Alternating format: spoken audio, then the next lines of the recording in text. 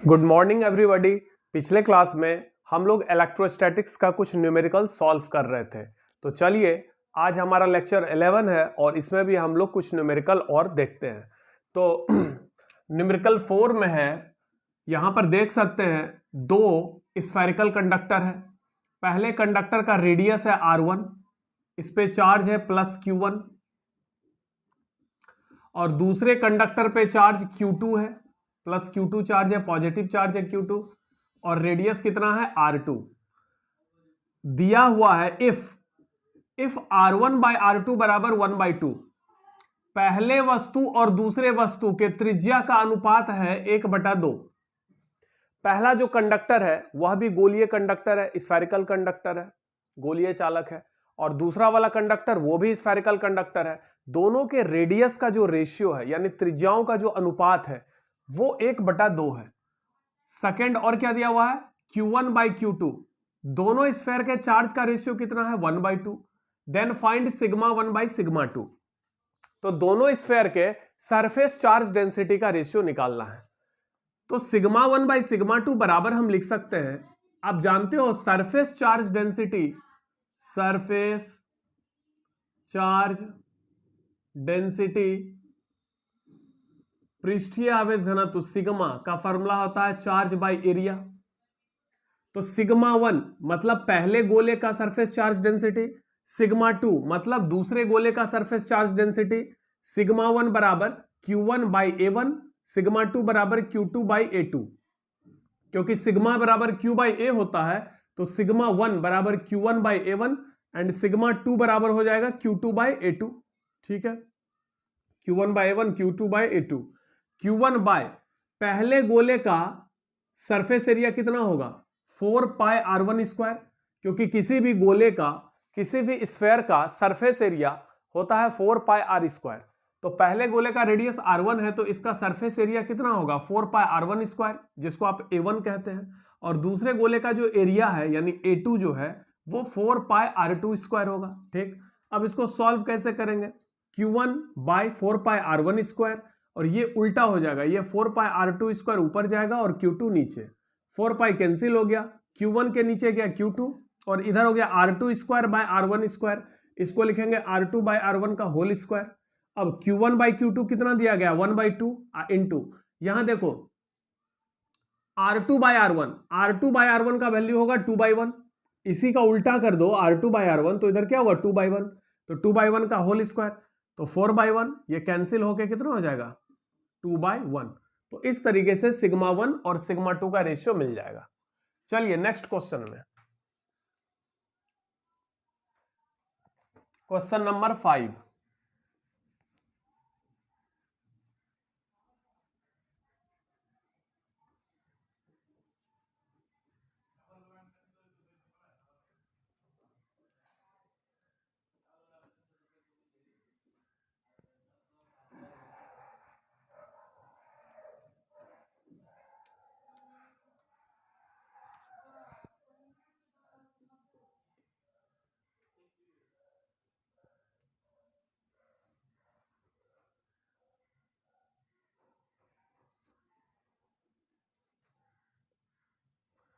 दस मीटर की दूरी पर स्थित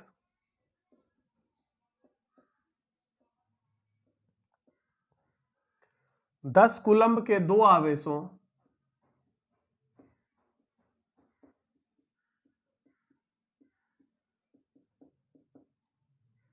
के बीच लगे बल का मान ज्ञात करें।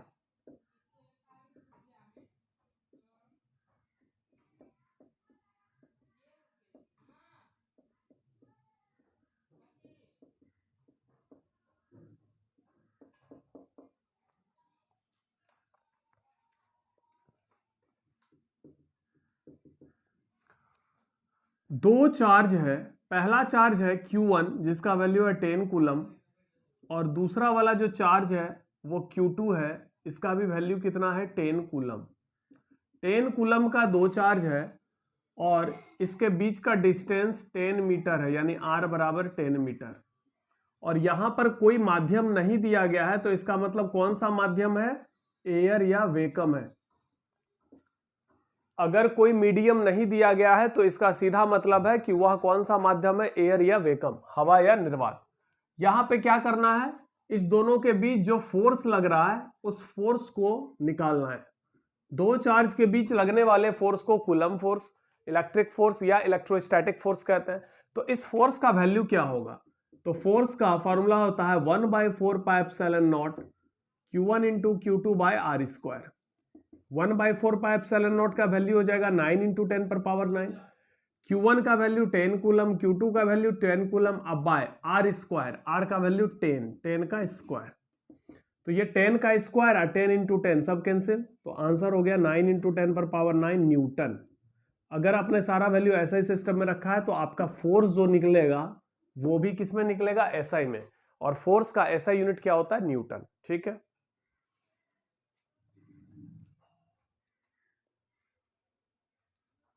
चलिए क्वेश्चन नंबर 6 में चलते हैं।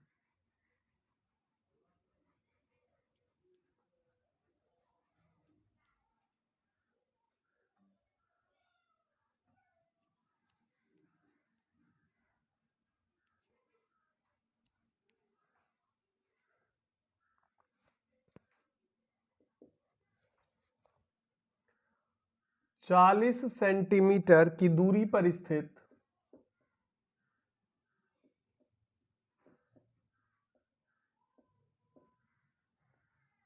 20 माइक्रोकूलम का दो आवेश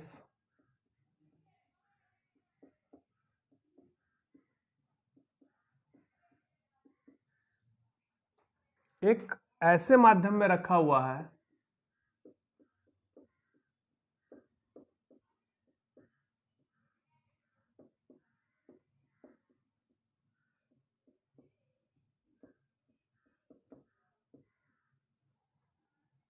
जिसका सापेक्ष परावैद्युतांक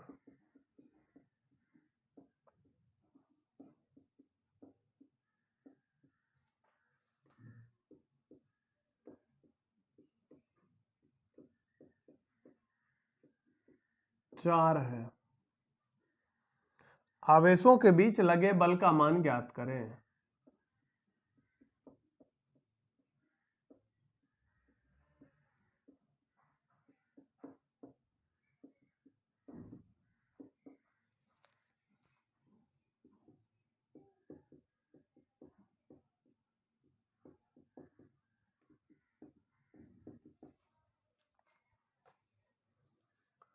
दो चार्ज है, पहला चार्ज है Q1, दूसरा चार्ज है Q2, दोनों के बीच का डिस्टेंस है R। Q1 का वैल्यू है 20 माइक्रोकूलम। 20 माइक्रोकूलम को लिखेंगे 20 इंटू 10⁻⁻6 कूलम। माइक्रो का मतलब 10⁻⁻6 होता है। 20 माइक्रोकूलम का मतलब हो गया 20 इंटू 10⁻⁻6 कूलम। दूसरा वाला जो चार्ज है वो भी 20 माइक्रोकूलम का चार्ज है, इसका मतलब 20 इंटू 10⁻⁻6 कूलम। इसको सॉल्व करेंगे तो क्या लिख सकते हैं, इसको सॉल्व करेंगे तो लिख सकते हैं 20 को लिखेंगे 2 इंटू 10 इंटू 10⁻⁻6 कूलम बराबर 2 इंटू, यहां देखो 10⁻1 10⁻6 10⁻1 प्लस माइनस 6 यानी -5 कूलम। और Q2 का भी यही वैल्यू है, दोनों चार्ज सेम है। अच्छा, डिस्टेंस कितना दिया गया है, 40 सेंटीमीटर। R का वैल्यू 40 सेंटीमीटर है, इसको मीटर बनाएंगे तो क्या करेंगे, सेंटी का मतलब 10⁻⁻2 होता है, याद रखेंगे। सेंटी का मतलब होता है 10⁻⁻2 और माइक्रो का मतलब होता है 10⁻⁻6। तो ये 40 को लिखेंगे 4 इंटू 10 इंटू 10⁻⁻2 मीटर, यानी 4 इंटू, अब ये 1 और -2 ऐड होगा, सेम बेस है, पावर ऐड होगा तो -1 मीटर, आर भी निकल गया। अच्छा, एक ऐसे मीडियम में रखा हुआ है जिसका डाइलेक्ट्रिक कांस्टेंट 4 है, तो आवेशों के बीच लगने वाले फोर्स का मान ज्ञात करें। तो फोर्स का फॉर्मूला क्या लिखेंगे, 1/4πε0 Q1 into Q2 bye R square. ये तो फोर्स का फॉर्मूला है। 1/4πε0 का वैल्यू 9 इंटू 10⁻9, Q1 का वैल्यू 2 इंटू 10⁻⁻5, Q2 का value 2 into 10⁻�5 by R square का मतलब 4 इंटू 10⁻1, ये रहा आर, इसका स्क्वायर। ठीक है, इसको जरा देख लीजिए।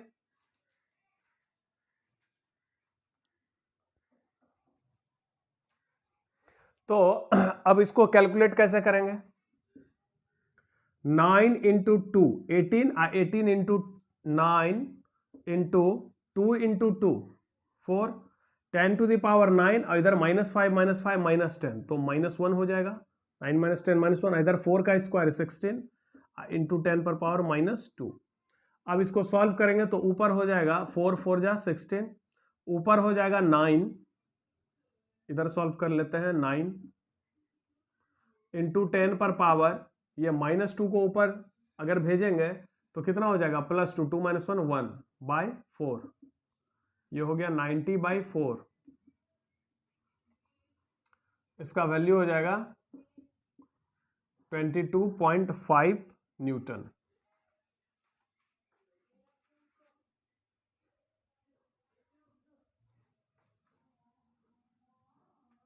अच्छा, इसमें फॉर्मूला यहां पर क्या दिया हुआ है? मीडियम का डाइलेक्ट्रिक कांस्टेंट 4 है, तो यहां पर एप्सिलॉन नॉट इंटू के आएगा। देखिए, अगर दोनों चार्ज एयर या वैक्यूम में रखा हुआ है तब तो फोर्स का फॉर्मूला लगेगा 1/4 pi epsilon not Q1 Q2 by r²। लेकिन अगर मीडियम कोई अदर मीडियम है तो वहां पर फोर्स का फॉर्मूला क्या लगेगा? 1/4 pi epsilon naught into K into Q1 Q2 by r²। तो यहां के फैक्टर आएगा, तो के का वैल्यू कितना दिया हुआ है? 4, तो यहां पर 4 आ जाएगा। ठीक है, तो 4 आएगा तो यहां पर भी 4 आ जाएगा नीचे में, तो कितना हो जाएगा? एक और 4 आ जाएगा, तो कितना हो गया? 90/16, तो ये हो जाएगा 5.62 न्यूटन। ठीक है,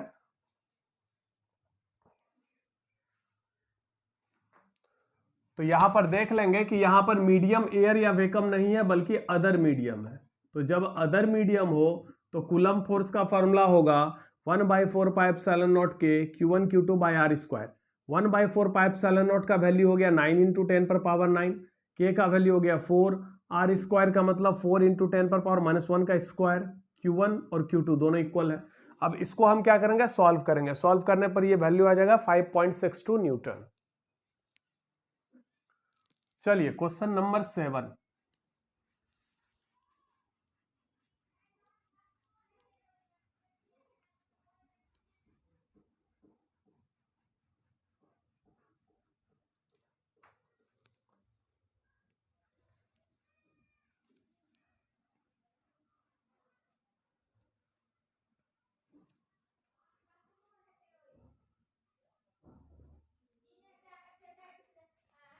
क्वेश्चन नंबर 7, 120 माइक्रो कूलम्ब के आवेश को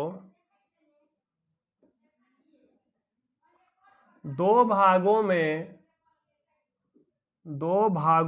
में बांटिए ताकि उसके बीच लगा बल अधिकतम हो। ताकि उसके बीच लगा फोर्स अधिकतम हो।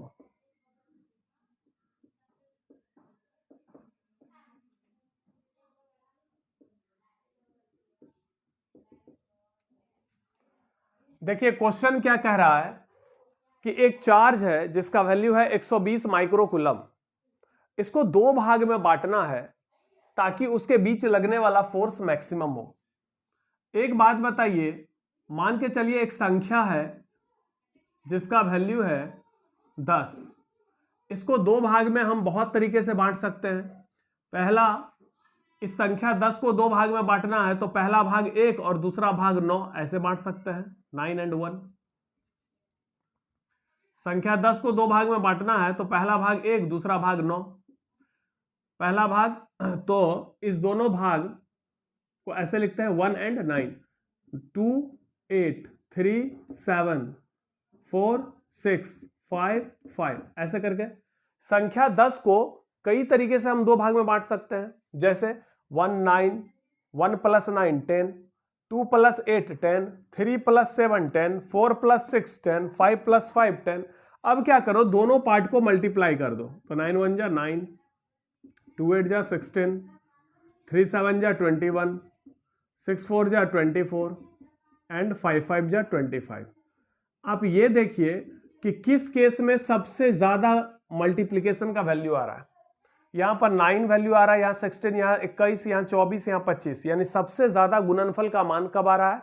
जब दोनों पार्ट इक्वल हो तब। संख्या 10 को दो ऐसे भाग में बांटो, संख्या 10 को दो ऐसे भाग में बांटो ताकि उसको गुना करने पर सबसे अधिक आए। तो संख्या 10 को तो हम कई तरीके से दो भाग में बांट सकते हैं, जैसे 1 या 9, 2, 8, 3, 7, 6, 4, 5, 5, लेकिन कैसे बांटा जाए ताकि उसका गुणनफल सबसे ज्यादा हो? तो उसको अगर बराबर बराबर भाग में बांटेंगे तो उसका गुणनफल सबसे अधिक होगा।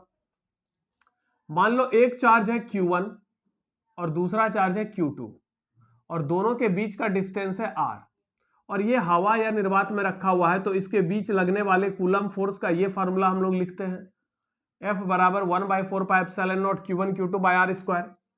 इस फार्मूला को ध्यान से देखिए, यहां पर ये जो F है, F सीधा समानुपाती है दोनों चार्ज के गुणनफल के।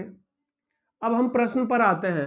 क्वेश्चन में कह रहा है कि एक चार्ज है जिसका वैल्यू है 120 माइक्रोकूलम।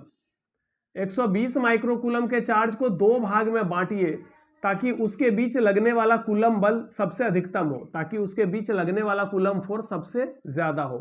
तो कूलम फोर्स सबसे ज्यादा कब होगा? कूलम फोर्स F मैक्सिमम कब होगा? जब Q1 गुना Q2 मैक्सिमम होगा। तो मान लो इसको हमने दो भाग में बांटा, एक भाग 1 माइक्रोकूलम, तो इधर कितना लेंगे? 119 माइक्रोकूलम, 2 माइक्रोकूलम 118 माइक्रोकूलम। देख रहे हैं, 1 और 119 जोड़ेंगे तो 120 होगा, 2 और 118 जोड़ेंगे 120 होगा, 3 और 117 जोड़ेंगे तो 120 होगा।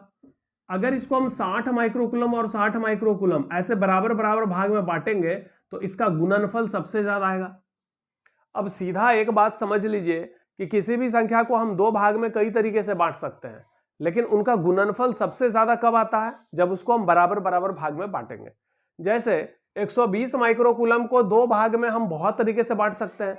1 और 119 जोड़िए तो 120 होगा, 2 118 जोड़िए 120 होगा, 3 और 117, 4 116, 5 115। लेकिन अगर 120 माइक्रोकूलम को दो बराबर भाग में बांटा जाए, जैसे कि 60 और 60, तो उसका गुणनफल कितना आएगा? 60 गुना 60 कितना आएगा? 3600। ये सबसे ज्यादा आएगा। तो बताइए कूलम फोर्स सबसे ज्यादा कब होगा? जब दोनों चार्ज का गुणनफल सबसे अधिक हो। अभी आप यहां पर गुना करके देख सकते हैं, 1 गुना 119 सिर्फ 119 आएगा, 2 गुना 118 सिर्फ कितना आएगा? 2 गुना 118 सिर्फ 236 आएगा, 236, 3 गुना 117 सिर्फ 351 आएगा, जबकि 60 गुना 60 कितना आ रहा है? 3600। तो सबसे ज्यादा कूलम फोर्स तब होगा जब Q1 इंटू Q2 सबसे अधिक हो, और वो सबसे ज्यादा तब होगा जब चार्ज का मान बराबर बराबर हो। तो 120 माइक्रोकूलम को आपको कैसे बांटना है? बराबर बराबर भाग में बांटना है। चलिए नेक्स्ट क्वेश्चन में चलते हैं।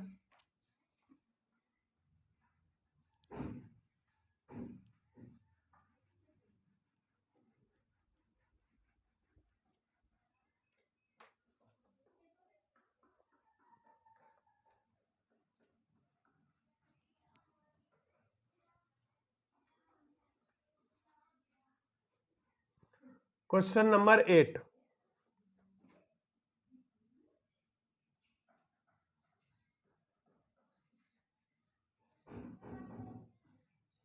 A O B plus Q and plus Q, ये डिस्टेंस है R और ये भी डिस्टेंस है R। चार्ज Q पर लगे नेट फोर्स का मान ज्ञात करें।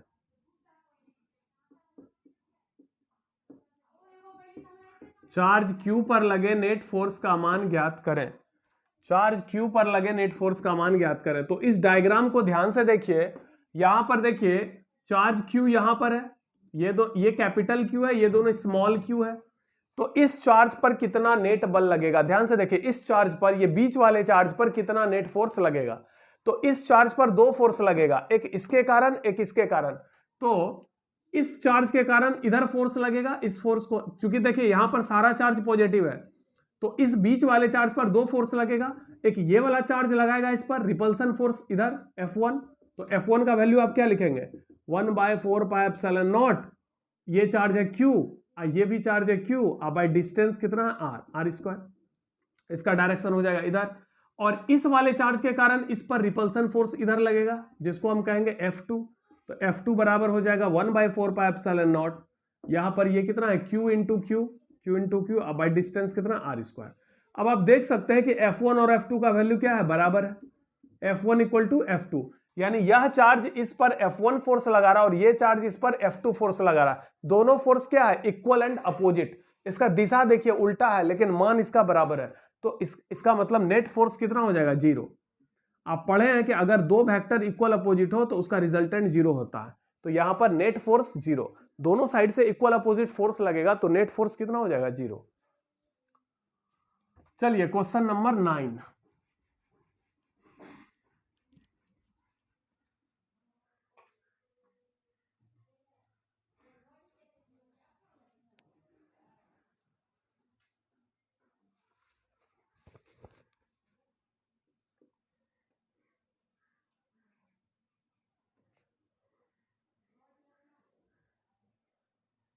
ये point A, point O and point B, यहां पर -Q, यहां पर +Q और यहां पर +Q, चार्ज Q पर नेट फोर्स निकालें, चार्ज Q पर नेट फोर्स ज्ञात करें।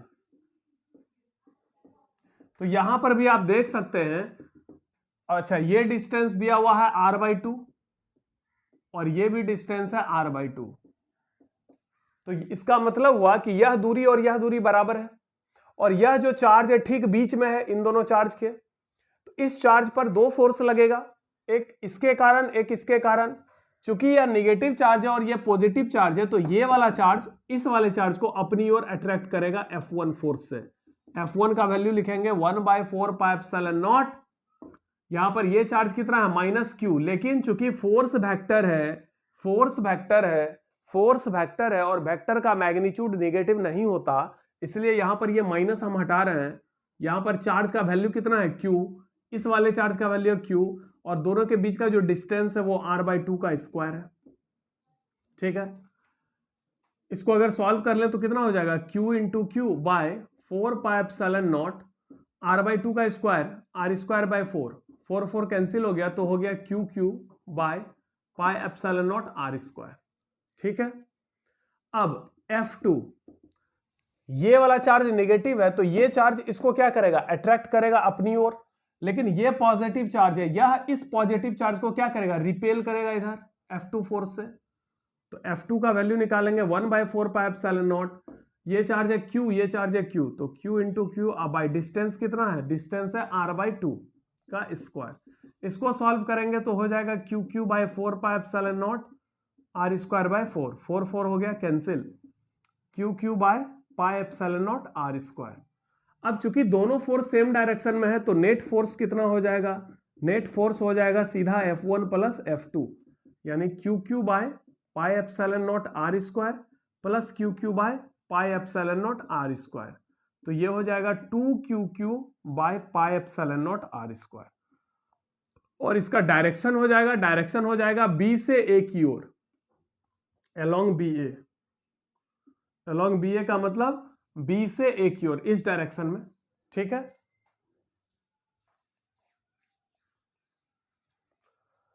तो चलिए फिर अगले लेक्चर में हम लोग थ्योरी, जो आगे वाला थ्योरी है वो हम लोग देखेंगे। इतना सा न्यूमेरिकल आप लोग फेयर कॉपी में अच्छे से लिखेंगे, सारे बच्चे अच्छे से फेयर कॉपी करेंगे, रिवीजन प्रॉपरली करेंगे, सारे वीडियो लेक्चर को अच्छे से देखेंगे। जो बच्चे घर पर ऑनलाइन पढ़ाई कर रहे हैं अच्छे से पढ़ाई करिए, लॉकडाउन खुलने के बाद फिर जब ऑफलाइन में आइएगा तो आपके फेयर कॉपी को हम चेक करेंगे, ठीक है।